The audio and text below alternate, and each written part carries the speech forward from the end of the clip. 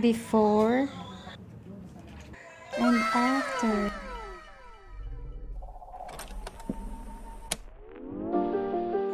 Hi guys! So for today's video, samahan niyo ako mag-pamper time. Bali magpapagawa nga ako ng lashes ngayon. So gabi nga ako nag-book dahil ito lang yung available time para maiwan ko si Athena kay Mahal. Nahiya nga ako isama dahil malikot nga si Athena at si Sophia kaya hindi ko na sinama. Bali nga ito ay located dito sa Tanay. Dito nga sila sa Sampaloc Road. Talagay ko na lang guys yung address. Nga guys, sa maganda ang gawa ay maganda din nga yung home studio ni ma'am and may free wifi na din and naka-aircon pa. So, bali nga guys, ang pinagawa ko dyan is cat eye. Ay, mga rates nila. And sa mga gusto mag-inquire, lalagay ko na lang po yung page. Yan po yung page nila sa Facebook and ito naman yung sa Instagram. Tinanong ko nga si ma'am, bali 1 year na nga siyang nag-eyelash.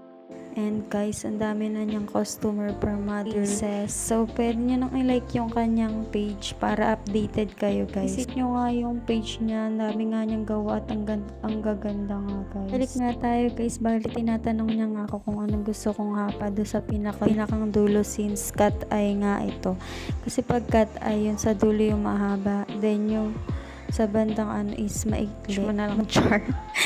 So, ayan nga, nag-proceed na din kami sa paglalagay. Bali, hindi ko na nga rin binidyon kasi medyo matagal. So, 7 nga ako pumunta dyan, then natapos kami na. So, expected nga niya is 9 siya matatapos. Bali, madali daw kabitan yung eyelash ko. Di ko alam, baka siguro manipis.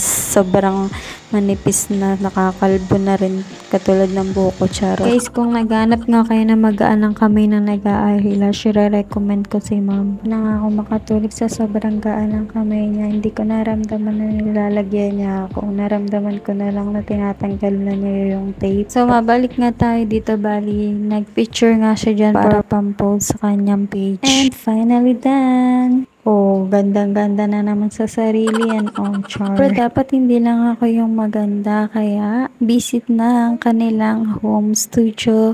Dito lang po yan sa Tanay, Sampaloc Road. Malapit po sila sa Tanay National High School. So, ito nga yung hagda na daanan dyan. Then, may gate dito.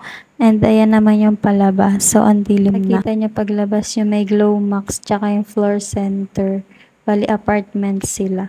Kung nga dyan, dumiretso na ako dito sa Save More since malapit nga lang sila. And, pumunta na rin ako sa Watson para bumili ng pang-arte-artihan. Char.